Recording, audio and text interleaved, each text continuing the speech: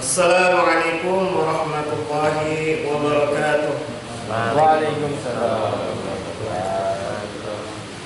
Alhamdulillah, alhamdulillahilladzi ja'ala al-furqana asyhadu an la ilaha illallah wahdahu la syarika lah wa asyhadu anna Muhammadan abduhu wa rasuluhu la nabiyya wa la rasula ba'da. Allahumma salli wa sallim wa karrim ala nabiyyina Muhammadin sallallahu alaihi wasallam wa ala alihi wa ashabihi wa man tabi'ahum bi ihsanin ila yaumil qiyamah. Amma ba'du. Qala Allah ta'ala fil kitabil aziz, a'udzu billahi minasy syaithanir rajim. Bismillahirrahmanirrahim. Alladzina yuqimuna as-salata wa mimma razaqnahum yunfiqun ulaikal mu'minuna haqqan lahum darajatun 'inda rabbihim wa maghfiratun wa rizqun karim. Shadaqallahul 'azim wa shadaqa rasulullah habibul karim. Alhamdulillahirabbil alamin. Jamaah salat maghrib musalla al-hidayah yang dirahmati Allah Subhanahu wa taala. Alhamdulillah, di petang hari ini maghrib menjelang isya, kurang lebih setengah jam ke depan, kita mengambil kesempatan untuk mendapatkan ampunan Allah Subhanahu wa taala. Di samping tadi kita sudah sholat maghrib, kita sekarang mengambil ilmu dari Allah Subhanahu wa taala untuk yang sudah ditentukan oleh DKM Mushola Al-Hidayah. Mudah-mudahan sholat maghrib kita, zikir ba'da maghrib kita, dan juga duduk kita di dalam majelis ini senantiasa dalam rahmat dan ampunan Allah Subhanahu wa taala. Amin ya rabbal alamin. Selawat teriring salam tercurah kepada Nabi kita Muhammad sallallahu alaihi wasallam serta para keluarganya, para sahabatnya, para pengikutnya hingga akhir zaman. Dan mudah-mudahan kita mendapatkan satu kekuatan oleh Allah Subhanahu wa taala untuk ittiba kepada Rasulullah. Karena yang namanya salawat dengan lisan, sebagaimana dalam doa di tahiyatul masjid, tahiyat kita di akhir kita itu kita berselawat. Tapi di dalam makna kehidupan ittiba kepada Rasul adalah bagian daripada salawat kepada Rasulullah SAW. Rasulullah pernah mengeluarkan sebuah statement, setiap umatku itu adalah pasti masuk surga.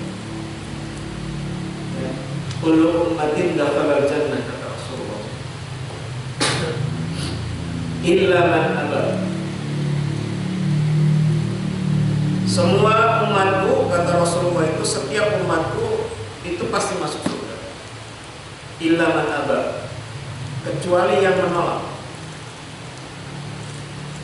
Kalimat menolak ini sahabat bingung, karena berbicara di hadapan orang-orang yang beriman. Pasti sahabat bertanya, kok ada orang-orang yang beriman atau orang-orang yang sudah Islam tapi menolak masuk surga? Kata Rasulullah SAW, ada. Siapa itu? Kata Rasulullah SAW, barang siapa yang taat kepadaku, taat kepada Allah dan taat kepadaku, itulah yang mendapatkan surganya Allah Subhanahu wa taala. Wa man asani, barang siapa yang menyelisihiku. Menyelisih itu bisa menolak atau tidak mau menjalankannya. Tahu dia, tapi tidak mau menjalankannya, sehingga di kalimat itu asoni. Ya. Kalau Bapak-bapak sedang dengar, kalau orang di ayat itu, orang Bani Israel itu, kalau dia dibacakan Quran, dengarkan aja, tapi laluin aja. Maksudnya tidak usah taat, tapi udah lewat saja, asoy kata dia. Jadi kalau orang Indonesia bilang asoy gitu kan. Faman asoni, maka siapa yang mendustaiku atau menyelisihiku, maka itulah yang menolak masuk surga. Dan ini secara tidak langsung kita perhatikan, ya, kita memperhatikan diri kita agar jangan sampai kita menolak apa yang diajarkan oleh Allah dan Rasul. Jamaah yang dirahmati Allah Subhanahu wa taala, di kesempatan kali ini saya masih menyambung tentang bagaimana kita mendapatkan rahmat Allah Subhanahu wa taala. Kalimat rahmat sendiri itu adalah bagian daripada kewajiban atau sifat yang Allah wajibkan bagi dirinya. Jadi rahmat itu adalah bagian daripada sifat wajibnya Allah. Dan Allah mengharamkan bagi dirinya sifat zalim. Jadi Allah sudah mengharamkan dirinya bersifat zalim. Sifat rahmat Allah ini bisa kita lihat ketika, contohnya ya, kenapa Allah itu sangat sifat wajib rahmatnya itu selalu ada dan sifat zalimnya itu diharamkan bagi Allah.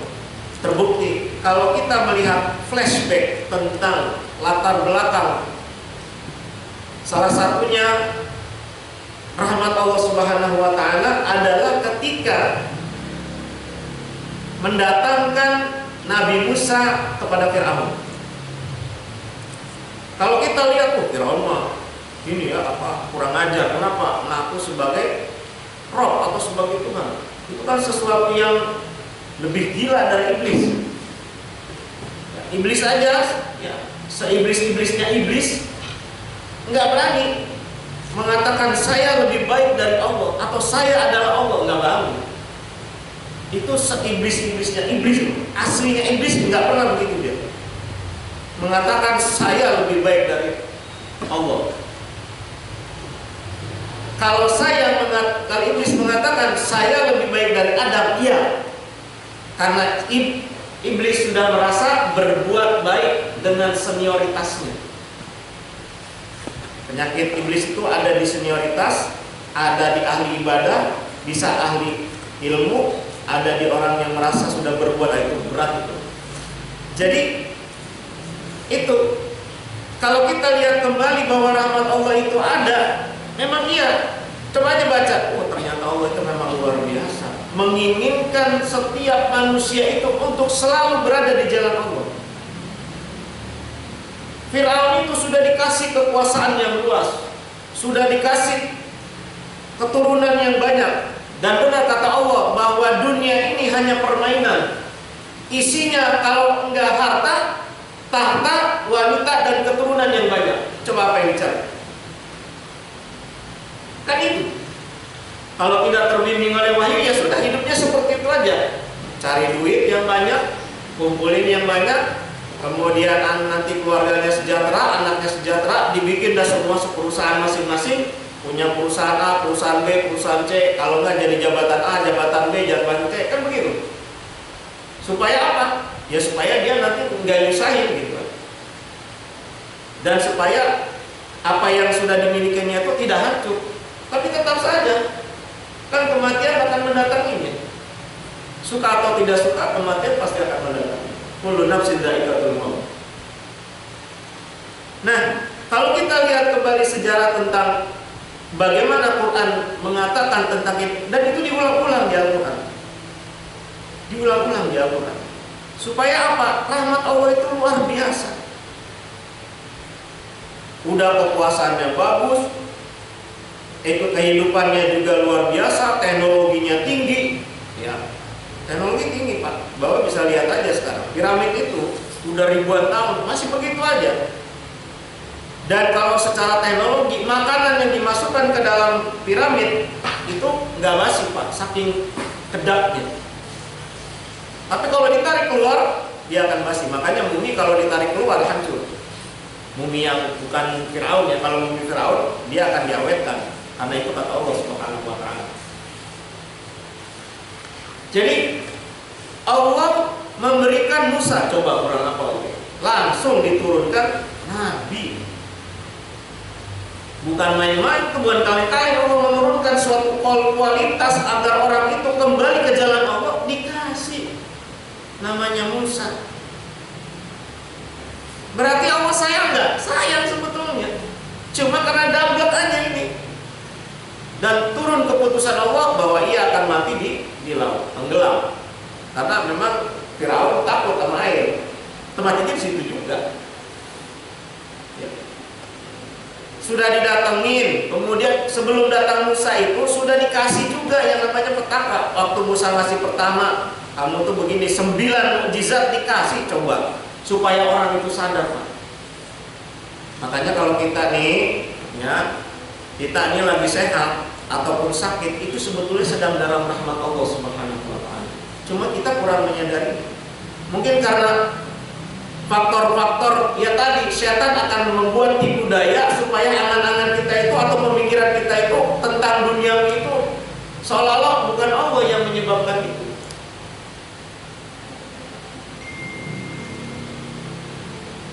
Jadi ketika ini sudah mulai sesat, Allah kasih petunjuk. Seharusnya ya tadi, kalau dia mendapatkan ini, rahmat Allah itu selalu ada. Cuma kadang-kadang yang tadi manusia ini susah.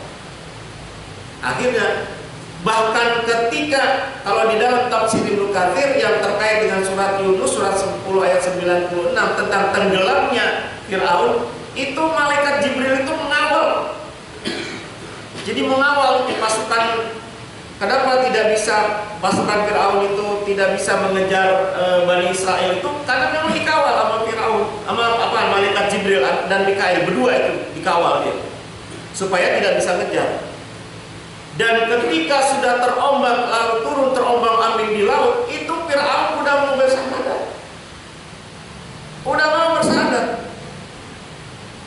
Cuma malaikat Jibril, waduh, Allah itu maha berahmat. Malaikat Jibril gedek mungkin ya. Ini orang udah kurang ajar begitu, gedek. Jadi malaikat bisa gedek mungkin ya. Kalau Bapak baca di tafsir Ibnu Katsir surat Yunus tentang tenggelamnya Firaun, di sana dijelaskan dalam Ibnu Katsir bagaimana seorang malaikat Jibril bisa merasa, waduh, kalau dia sampai bersyahadat asyhadu alla ilaha illallah dakhala jannah. Kan begitu kata Rasulullah, barang siapa yang mengatakan la ilaha illallah dakhala jannah. Itu sudah mau ngomong la ilaha illallah tapi dipelesetkan oleh Allah, disebut Rob, bukan aku bersaksi Robnya Musa, itu mah Robnya Musa, padahal kan nggak boleh gitu. Allah udah dikenalkan nama Allah, cuma dia susah julid. Nah begitu dia mau la ilaha illallah itu disumpal dulu. Makanya di kerongkongannya itu ada pasir. Kalau seorang ilmuwan menelitinya, di kerongkongannya itu kenapa ada pasir? Ternyata dibebesin sama malaikat Jibril, dibebesin, Pak. Jadi ditenggelamkan diombang-ambing, habis itu dibebesin masuk. Jadi itu mulutnya penuh dengan pasir. Sudah masuk airnya, ganggangnya ada di paru-paru, terpenuh air, dibebesin lagi, masukin ke dasar, masuk kemudian dikasih pasir sehingga tidak bisa berbicara. Nah, kalau kita lihat seperti itu, itulah rahmat Allah sebetulnya. Allah itu coba bilang, akhirnya kata Allah apa? Coba kalau dia mengatakan la ilaha illallah, maka aku ampuni. Benar itu. Cuma dia tidak ngomong itu, gitu. Syahadatnya beda.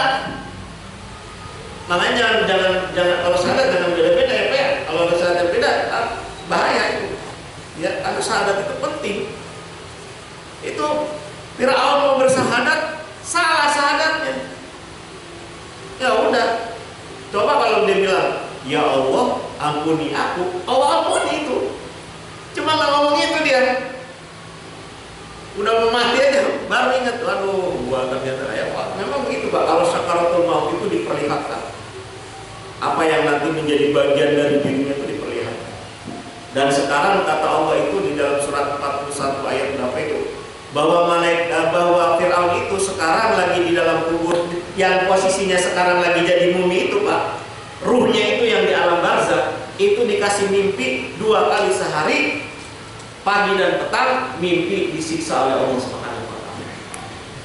Ruhnya Pak Ibaratnya mah kalau kita mah gini Pak, kalau kita malam tidur, ya tidur siang dikasih mimpi disiksa oleh Allah, tidur malam dikasih mimpi siksa oleh Allah. Kira-kira mau nggak Pak?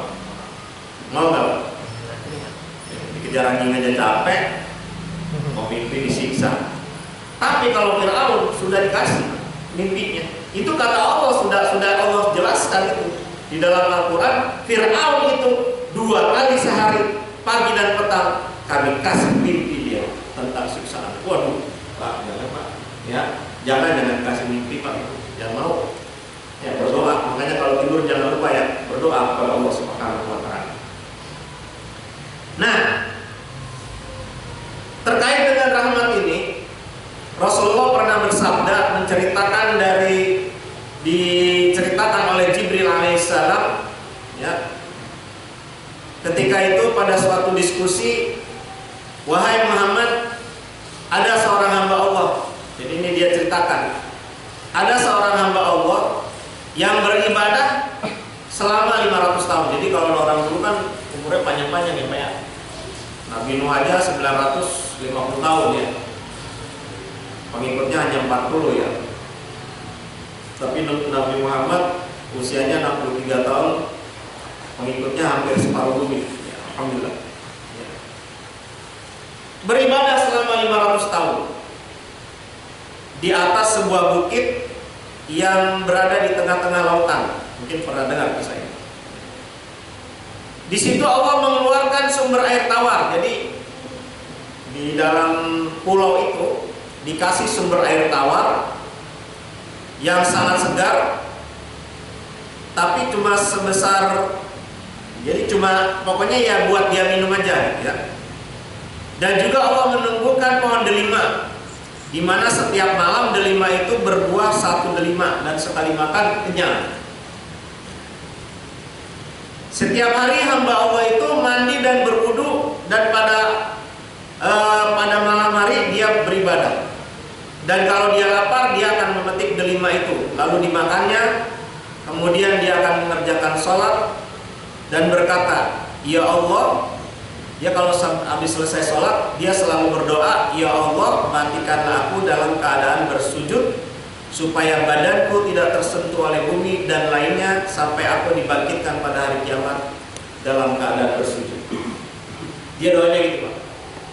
Kalau kita mah doanya itu aja ya, Allahumma inna nas'aluka husnul khotimah. Kalau enggak, Allahumma inna nas'aluka ridhaka wal jannah wa na'udzubika min syarri ma sya'ta. Kalau dia lain juga doanya nih, dia minta doa bahwa dia dimatikan oleh Allah dan dalam keadaan bersujud, dan matinya tidak di dalam bumi. Jadi dia maunya matinya terbang, badannya enggak hancur masuk ke bumi. Dan ketika dibangkitkan hari kiamat, dia maunya juga dalam keadaan bersujud.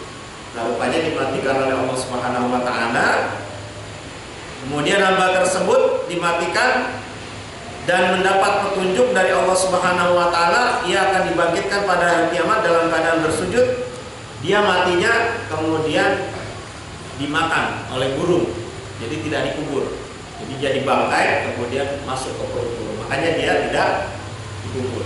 Nah, tapi nggak ada yang kubur ya, kan hidup sendirian.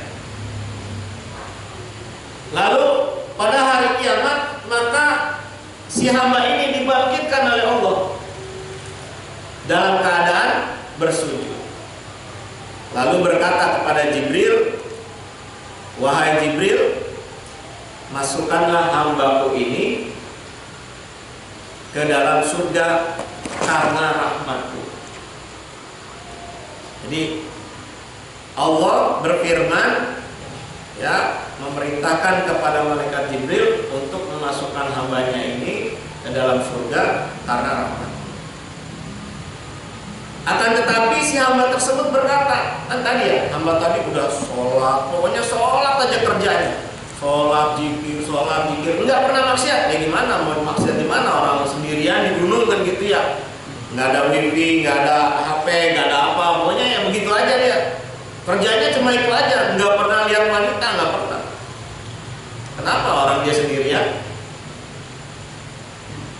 Dia bukan menyela, bukan. Hanya mengatakan, Ya Allah, masukkan aku ke dalam surga karena ibadahmu. Jadi maunya si hamba ini masuk surganya karena ibadahnya. Iya, dia merasa bahwa saya udah ibadah. Masa gak ada pahalanya kan gitu. Udah capek tunggang tunggi, pahalanya gak ada kan gitu.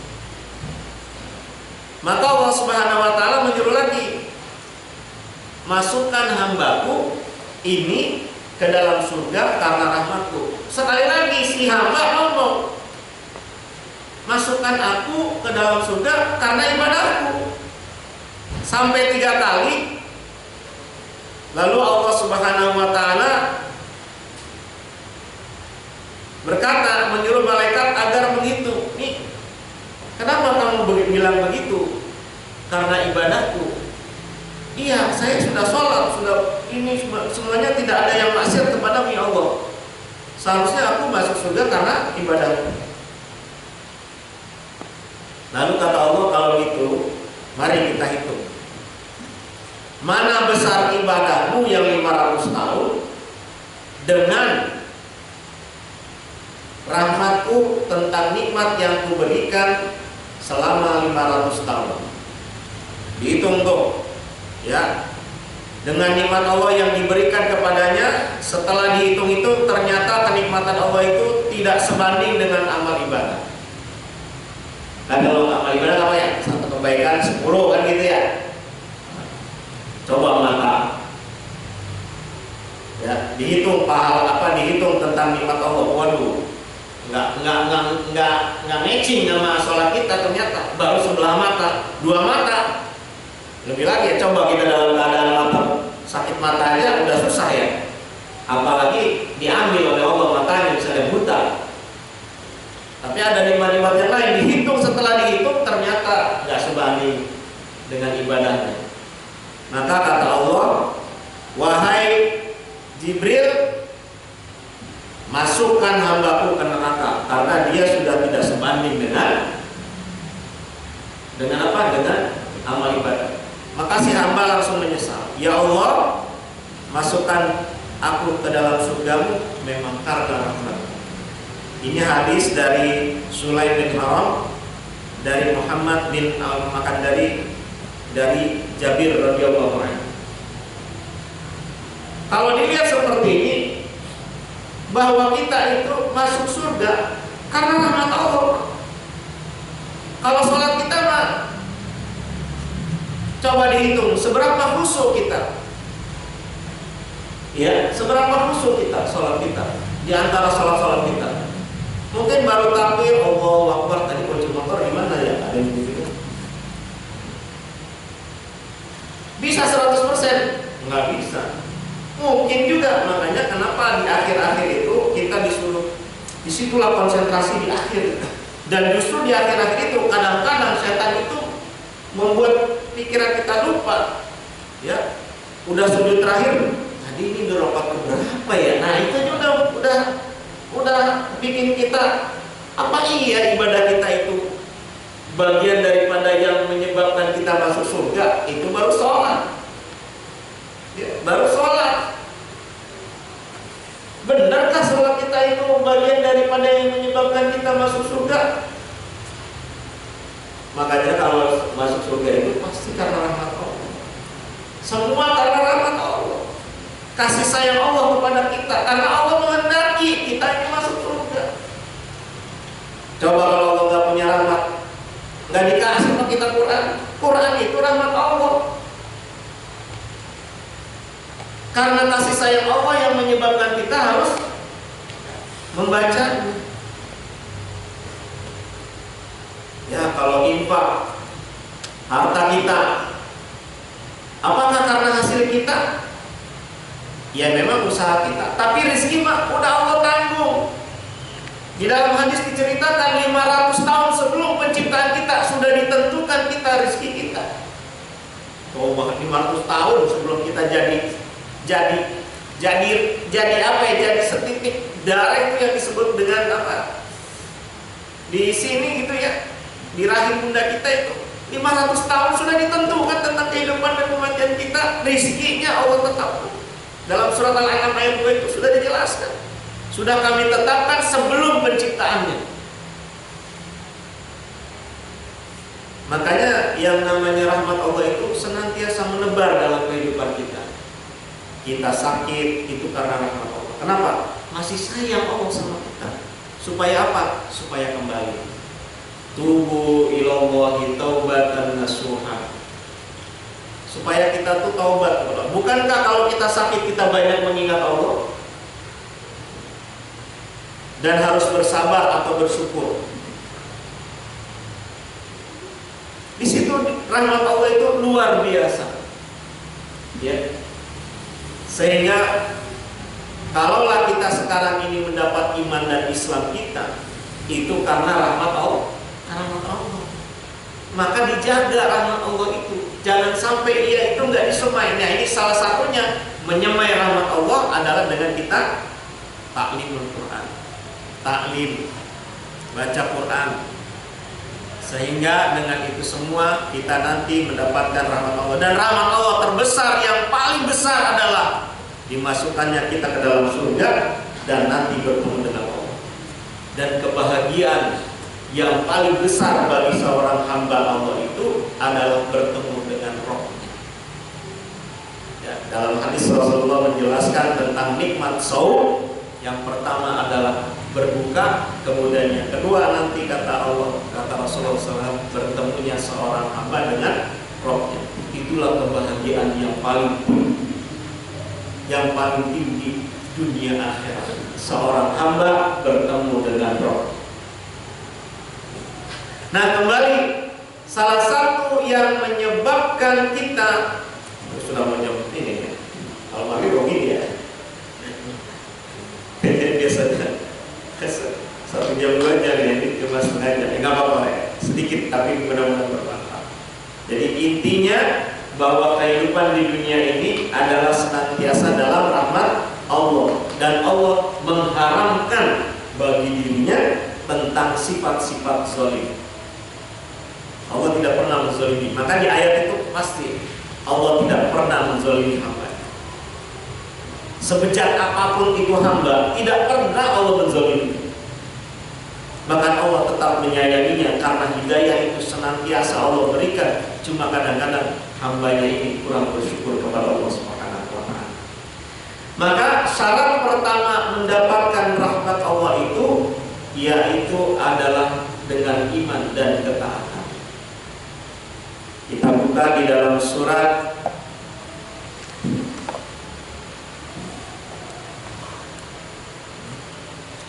Al-Imran ayat 100.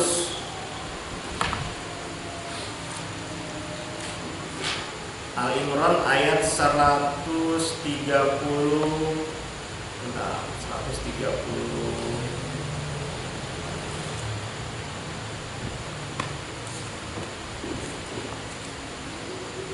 Seratus tiga puluh dua.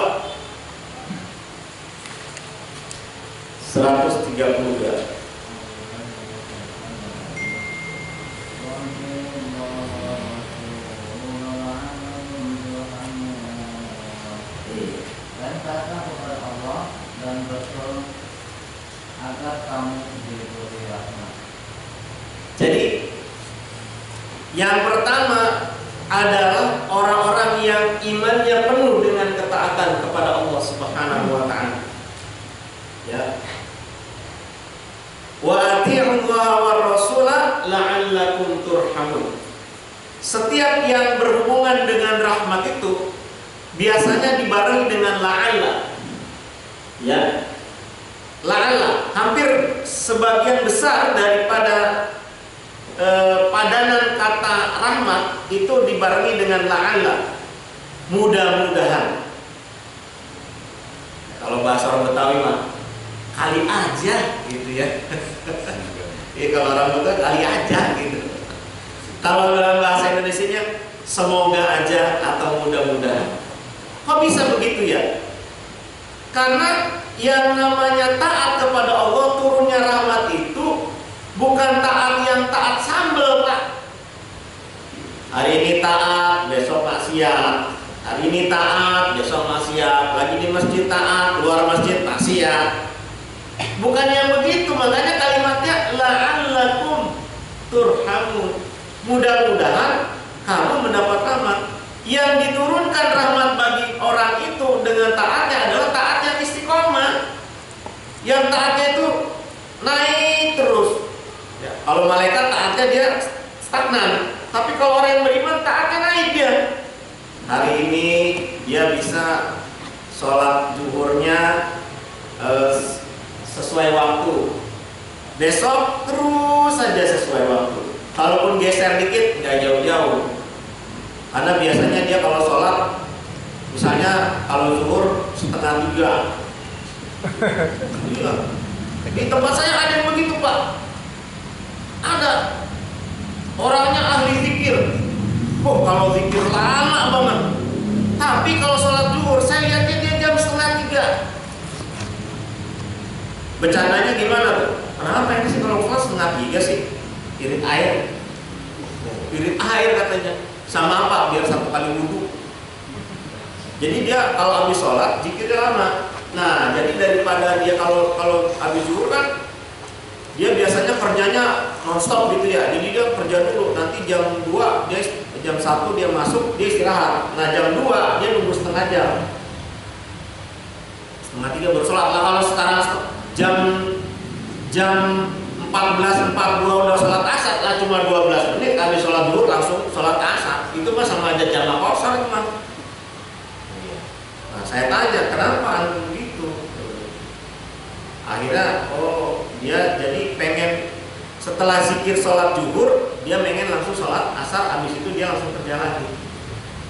Tapi saya bilang, saya cuma nasihat ini begini, kalau azan sudah bergerak, sudah ada azan, lalu Anda lalai mengingat Allah, kemudian Anda mati sebelum sholat zuhur, maka matinya wallahu a'lam bishawab. Kenapa? Karena azan sudah masuk. Antum menyia-nyiakan waktu. Saya bilang, ya iya. Emang tahu sampai setengah 2:30 umur kita ada. Saya gituin, Pak. Alhamdulillah sekarang kalau sholat gak pernah begitu lagi dia. Iya. Saya cuma gitu doang ngomong dia. Emang tahu. Sama, rupanya begitu. Nah, giliran dia sholat asar, misalnya sholat zuhurnya tepat waktu. Nah, sholat asarnya setengah jam sebelum maghrib. Iya, saya perhatiin tuh. Tapi zikirnya lama. Habis sholat tuh zikirnya lama, Pak. Pokoknya yang grup-grup zikir dah. Nggak tahu dia nasi bandria atau apa, saya nggak ngerti. Pokoknya yang zikirnya tuh dia begini nih, kalau udah zikir nih, kalau udah habis sholat. Ini tangan yang kanan atau tangan yang kiri, bagian jari tengah nih, dia akan begini. Nah, kalau yang lebih ekstrimnya begini. Nah, yang lebih ekstrimnya begini. Tapi Allah itu maha hebat. Karirnya dibagusin, Pak. Iya, karirnya bagus. Jadi saya pikir ini karena zikirnya, dia ya Allah ya. Kita tidak tahu ya apa yang terbertik dalam hati dia mengenai kalau buat zikir pengennya kehidupan dunia. Sementara orang yang beriman kalau berzikir pengennya kehidupan akhirat. Karirnya bagus, Pak.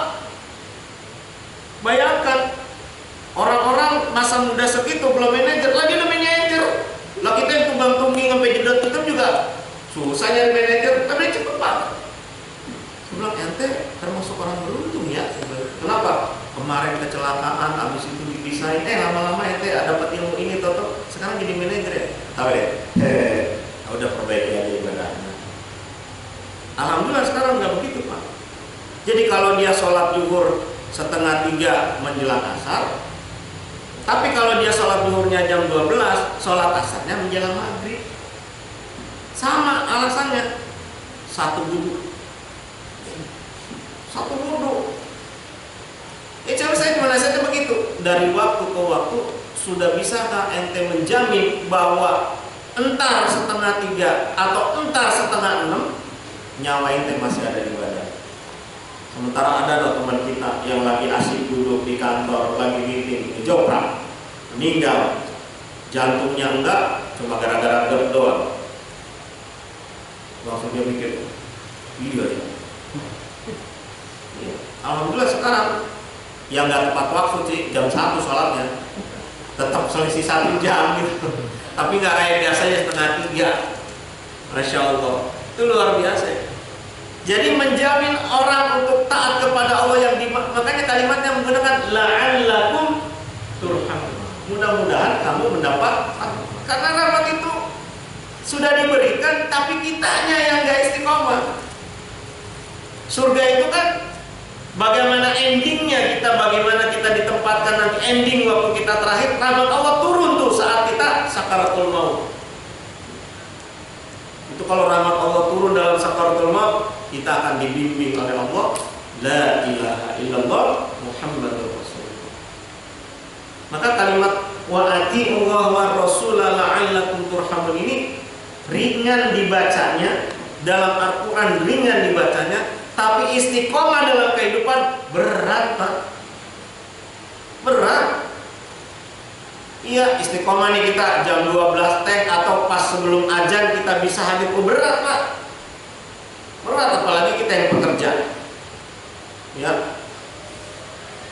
Saya tuh kalau udah jam 12 tuh, kalau udah ada yang ngajak meeting jam 11 itu saya udah gelisah. Gelisah saya. Karena meeting itu nggak bisa 1 jam, nggak mungkin setengah jam. Settingan itu pasti 1 jam.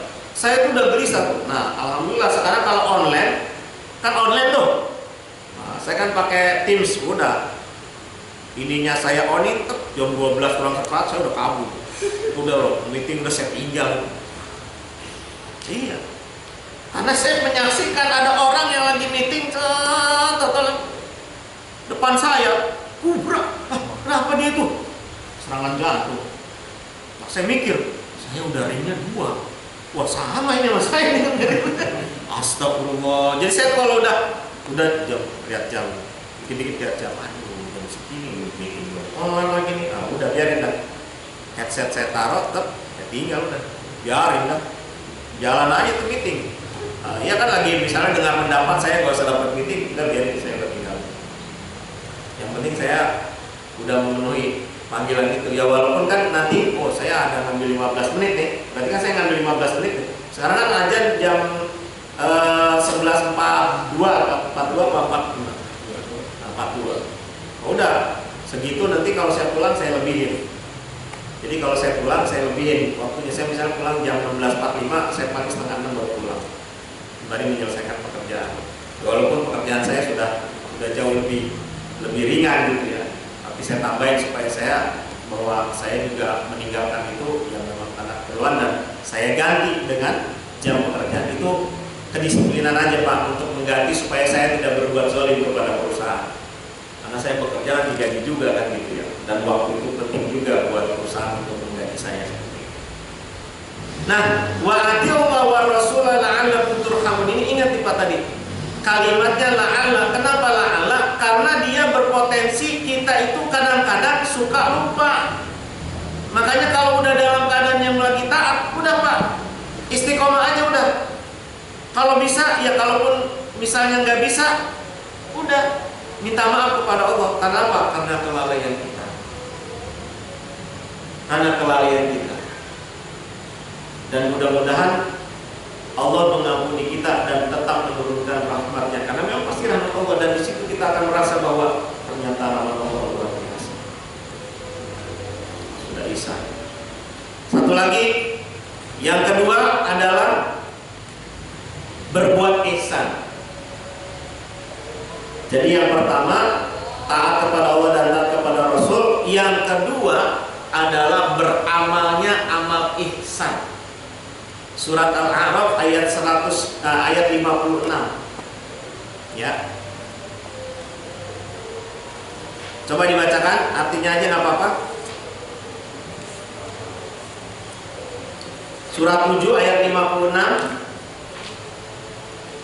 Dan tetapkanlah untuk kami kebaikan di dunia ini dan di akhirat, untuk kami kembali bertobat kepada Engkau. Dan janganlah kamu, kalau nggak salah, dan janganlah kamu berbuat kerusakan. 56. Enggak. Al-A'raf 56. 756. Bukan 156. Wala tufsidu fil ardi. Dan janganlah kamu berbuat kerusakan di bumi setelah diciptakan dengan baik. Berdoalah kepadanya dengan rasa takut dan penuh harap.